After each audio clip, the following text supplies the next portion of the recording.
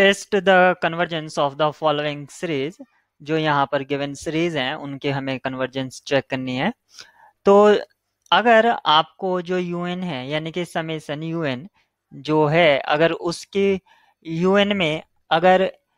Power में अगर index power में अगर एन इन्वॉल्व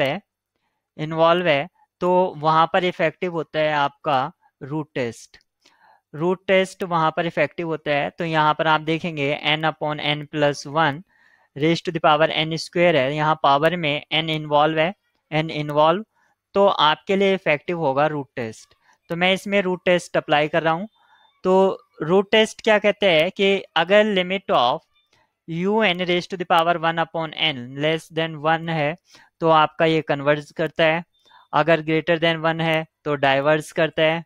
डाइवर्जेंट होता है, और इक्वल टू 1 होता है तो टेस्ट फेल हो जाता है। तो हम फर्दर इन्वेस्टिगेशन करते हैं। तो यहाँ पर सबसे पहला जो हमारा था ये है हमारा summation n/n+1 raise to the power n square.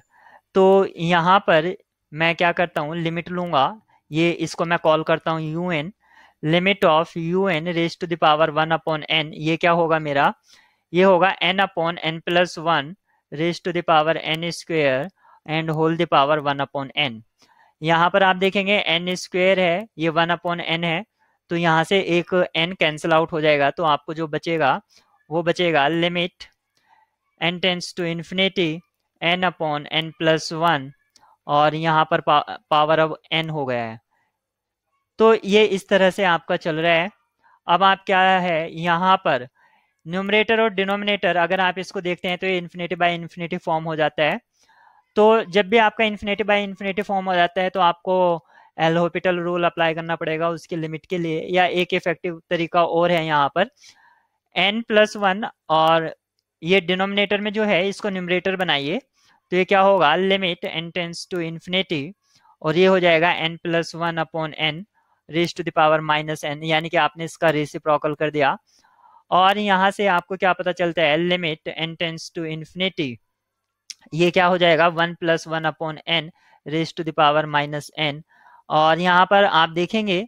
कि ये जो है 1/n गोज टू 0, क्योंकि n टेंस टू इन्फिनिटी है तो 1/n टेंस टू, ये टेंस करेगा आपका 0 को। तो यहाँ पर आपका क्या हो जाएगा, इसको आप देख सकते हैं, लिमिट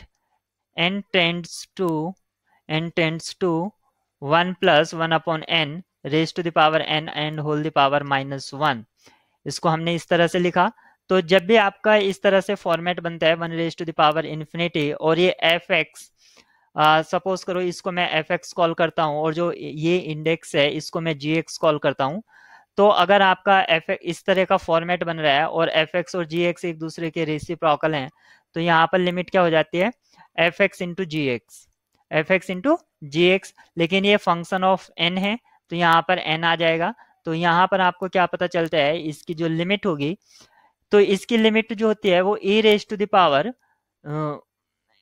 क्योंकि यहाँ पर इनको मल्टीप्लाई करने पर 1 आएगा क्योंकि एक दूसरे के रेसिप्रोकल हैं, तो e raise to the power 1। Otherwise अगर यहाँ पर कोई कॉफिशिएंट है तो वो पावर बन जाता है, जैसे अगर यहाँ पर कॉफिशिएंट 2 होता तो पावर 2 बनता है, क्योंकि यहाँ पर मल्टीप्लाई करने पर 2 आएगा,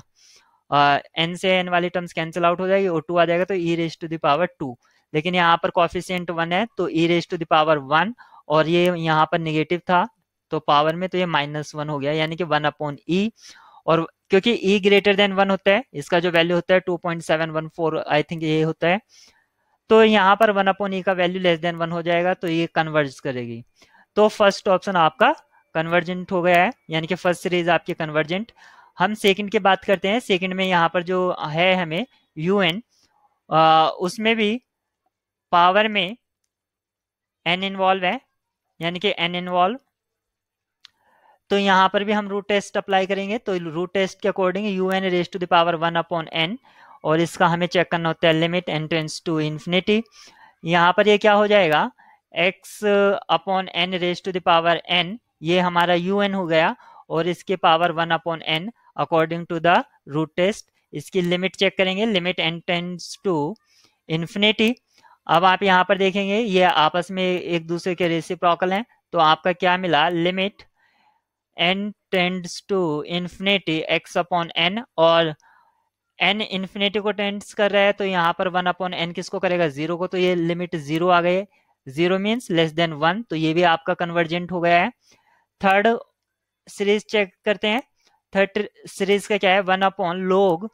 n raise to the power n, और ये है समेसन, तो इसको हम un कॉल कर देते हैं। जब भी आपको log 1 अपॉन करके देगा तो वो हमेशा ही n का वैल्यू ग्रेटर देन और इक्वल टू 2 देता है, ठीक है। यहाँ पर यही वैल्यू देगा क्योंकि log 1 पर जीरो हो जाता है,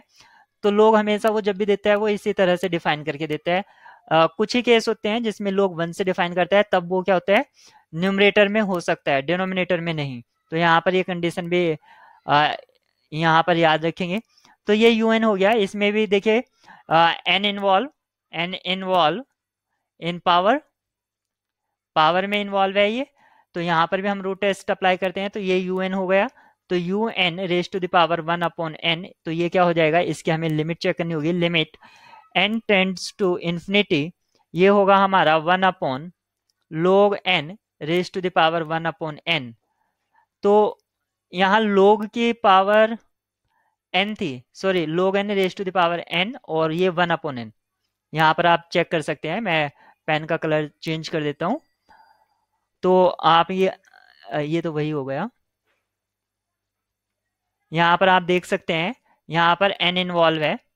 तो ये मैंने n ले लिया है यहाँ पर, तो ये अब एक दूसरे के रेसिप्रोकल है पावर, तो ये तो कैंसिल आउट हो जाएंगे, तो क्या बचेगा, limit n tends to infinity 1 upon log n, और log n क्या है, log का जो ग्राफ होता है वो इस तरह से होता है, तो जैसे n इन्फिनिटी को टेंड्स करेगा log n भी इन्फिनिटी को टेंड्स करेगा, और ये अगर इन्फिनिटी को टेंड्स करेगा डिनोमिनेटर, तो 1 अपॉन यानी कि उसका रेसिप्रोकल किसको करेगा, जीरो को, तो यानी कि लिमिट इसकी जीरो हो जाती है, और लिमिट जीरो यानी कि लेस देन 1, तो ये भी कन्वर्जेंट होगा। तो अब हमारा यहाँ पर जो था ये ऑप्शन भी हो गया है थर्ड। अब हम नेक्स्ट की तरफ, फोर्थ की तरफ चलते हैं। फोर्थ ऑप्शन हमें क्या कहता है, तो यहाँ पर जो हमारा un है, कलर चेंज कर लेता हूं मैं इसका, un जो है हमारा वो है x raise to the power n raise to the power n, ये हमारा इस तरह से दे रखा है, लेकिन क्योंकि यहाँ पर इसको हम लिख सकते हैं xn raise to the power n, तो यहाँ पर ये n इन्वॉल्व इन पावर, तो आप इसमें भी क्या करेंगे, रूट टेस्ट अप्लाई कर दीजिए। अकॉर्डिंग टू रूट टेस्ट क्या होगा, रूट टेस्ट के अकॉर्डिंग आपका ये होगा, limit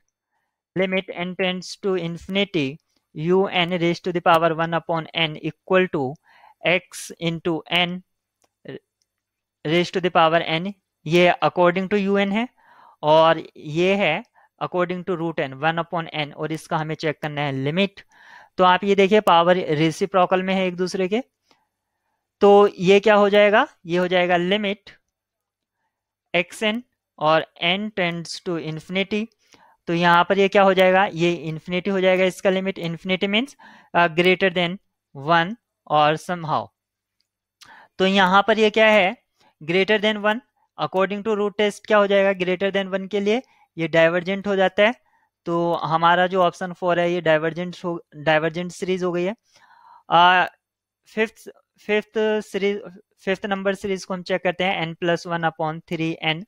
raise to the power n, ये हमारा हो गया है un, और इसके क्योंकि पावर में n इन्वॉल्व है 1 अपॉन n करेंगे, और इसके हमें लिमिट चेक करना होगा, limit n tends to infinity, तो ये पावर रेसिप्रोकल है एक दूसरे के, तो यहाँ पर ये कैंसिल आउट हो जाएंगे, तो ये क्या हो जाएगा, limit n tends to infinity n plus 1 divided by 3n, ये आएगा, और यहाँ से आप n आप आउटसाइड ले लीजिए, तो यहाँ न्यूमरेटर और डिनोमिनेटर से आप n कॉमन ले लीजिए, n टेंड्स टू इन्फिनिटी, ये हो जाएगा 1 प्लस 1 अपॉन n, और ये 3, तो यहाँ पर इसकी जो लिमिटिंग वैल्यू होगी, क्योंकि ये तो जीरो को अप्रोच करेगा, तो ये हो जाएगी 1 अपॉन 3, और 1 अपॉन 3 जो है वो लेस देन 1 है, तो ये भी आपका कन्वर्जेंट होगा। तो इस तरह से हम किसी भी सीरीज की कन्वर्जेंस चेक करते हैं, और रूट टेस्ट का इसमें हमने मतलब भरपूर इसमें प्रैक्टिस करी, और हमने ये भी सीखा कि रूट टेस्ट कब इफेक्टिव होता है, या इनको हम कर तो उनसे भी सकते थे, रेशियो टेस्ट वगैरह से या कंपैरिजन टेस्ट वगैरह से भी हम इनको समहाउ कर सकते थे। लेकिन जब भी n पावर में इन्वॉल्व हो तो आप उसमें रूट टेस्ट ही बेस्ट होता है अप्लाई करना। और रूट टेस्ट जो होता है वो जनरलाइज्ड फॉर्म होता है रेशियो टेस्ट का। तो अगर कोई रेशियो टेस्ट किसी रिजल्ट सॉरी किसी पर्टिकुलर सीरीज पर फेल होता है